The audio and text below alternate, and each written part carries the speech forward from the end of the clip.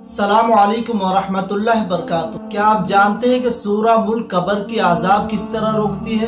تو یہ حدیث ضرور سنیں۔ حضرت ابن مسعود رضی اللہ عنہ فرماتے ہیں کہ قبر میں آدمی پر پیروں کی طرف سے جب عذاب آتا ہے تو پیر کہتا ہے کہ میری طرف سے آنے کا کوئی راستہ نہیں ہے، کیونکہ وہ سورہ ملک پڑھا کرتا تھا۔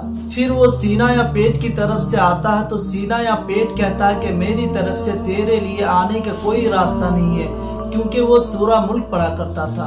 پھر عذاب سر کی طرف سے آتا ہے تو سر کہتا ہے کہ تیرے لیے میری طرف سے آنے کا کوئی راستہ نہیں ہے، کیونکہ وہ سورہ ملک پڑھا کرتا تھا۔